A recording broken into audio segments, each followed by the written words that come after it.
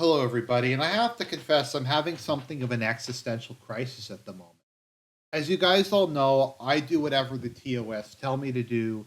I do whatever the mainstream media tells me to do. And when they told me that electoral fraud is metaphysically impossible, when they said that no presidential election in U.S. history has been changed by electoral fraud, including the ones where black people couldn't vote, including the ones where women couldn't vote, including the ones where the southern states were occupied and white southerners couldn't vote, even including the ones where there was agreement on both sides that there was mass electoral fraud, and they came to some sort of agreement on the matter. I believed all that, and I agreed that there has been no electoral fraud in history. And in order to deal with that, I in no way came up with a euphemism called ethics in video game journalism that basically meant the same thing. If anybody wants to say the videos where you're like, Argent, you're talking about ethics in video game journalism in this election, that does not mean electoral fraud. I just want to make that very clear. That's not what it's a euphemism for. And so I believed that, and I believed that it was metaphysically impossible. And now YouTube is changing their position on it. Even though they gave me a content strike earlier this year for a video I put out in February, I think 6th of 2020, which was like a week after their cutoff date or whatever. I got a strike for that in the fall or something, but now it's okay. Now that doesn't count. Will they reverse that strike and take it off my account? Probably not, but it's expired anyways. So yeah, let's take a look at this complete and total reversal. People have said it's because Rumble is a free speech platform. I would still, if I were you, not talk about a lack of ethics in video game journalism in American elections. This is YouTube. At any given point in time, they could do what they did last time. So last time there was no TOS against talking about electoral fraud, and then they just imposed it after the safe harbor deadline or after Jan 6th, and they just started mass banning people and flagging. So they've changed the rules numerous times in the past. They've either liberalized them, in which case you can put up stuff you couldn't put up before, or they've just decided to make them stricter, and that's a way for them to just mass ban people.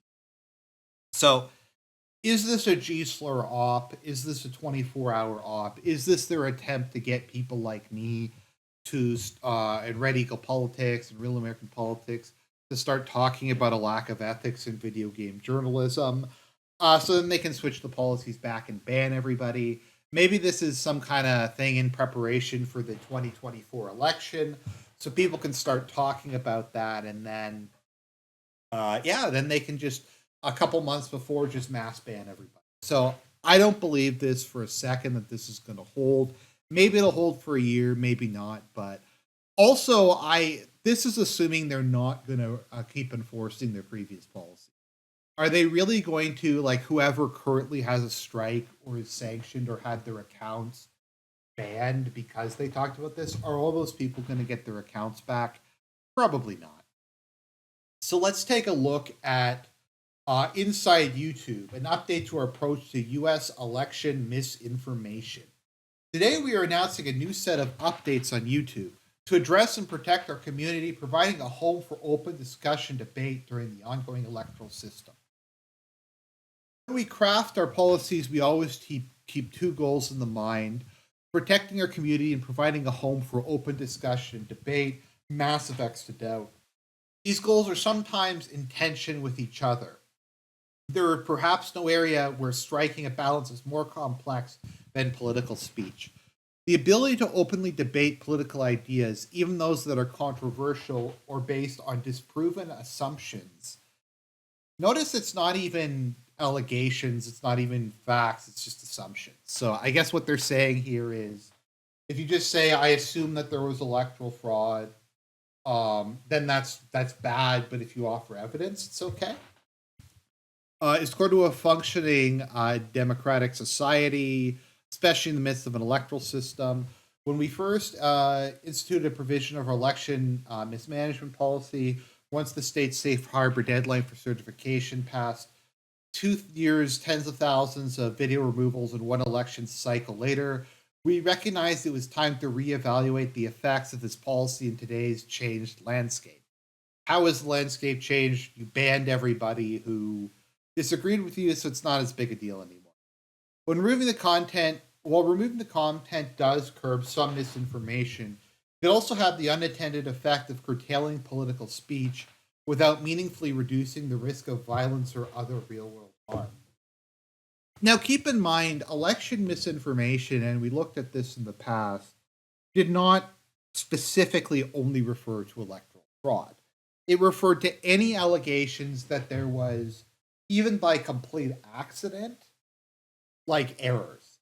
So if you were to say, which is one of the things I got a strike for, that completely changing the entire US electoral system overnight to deal with COVID might have led to some problems.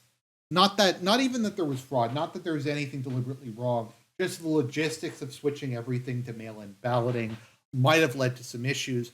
That was considered a conspiracy theory. That's actually one of the reasons why I actually did change, why I've been steady on my belief in a lack of ethics in video game journalism. Because they didn't just say, like, okay, well, maybe there was a couple issues, but it didn't materially affect the overall results. That might have even been reasonable. But they said it's like 10 times more efficient to change the electoral system and have mask laws and all this other nonsense somehow. With that in mind, and with 2024 campaigns underway, we'll stop removing content that advances false claims that otherwise that fraud errors or glitches that widespread fraud errors or glitches occurred in the 2020 and other past U.S. presidential elections. Once again, it does acknowledge here that that was for all past presidential elections, so it's fraud in any. The specific aspect of our elections misinformation policy represents just one piece of broad holistic approach to support it. We're ensuring, let's see here. We found the videos. Okay, we're going to just recommend mainstream media, which lies about everything. All our election misinformation policies remain in place, including those that disallow content aiming to mislead voters about the time and place, stuff that can materially discourage voting, disputing the validity of voting by mail, and encourages others to interfere with the democratic process. I mean, that's fair enough.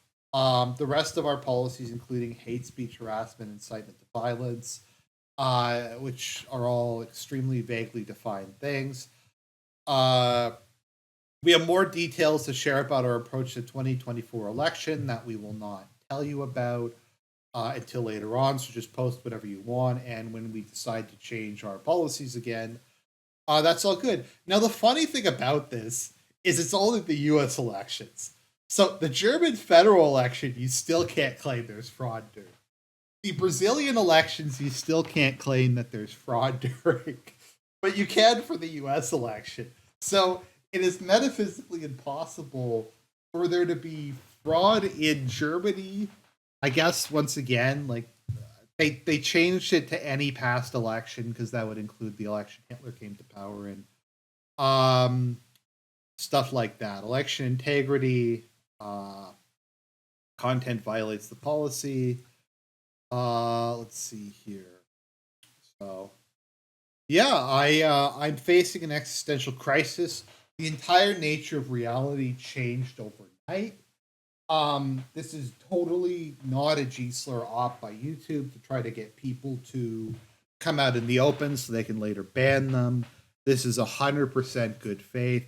I mean, who knows? It might be, but it's like in the words of the great U.S. President George W. Bush, "Fool me once, shame on you. Fool me twice, shame on. We can't get fooled again." And I think that definitely applies here. So, everybody, on this channel, we are going to continue to deny that election fraud has ever occurred in the history of humanity. And we will continue to use the completely unrelated term of ethics in video So God bless everybody, um, and lots more fun content to come.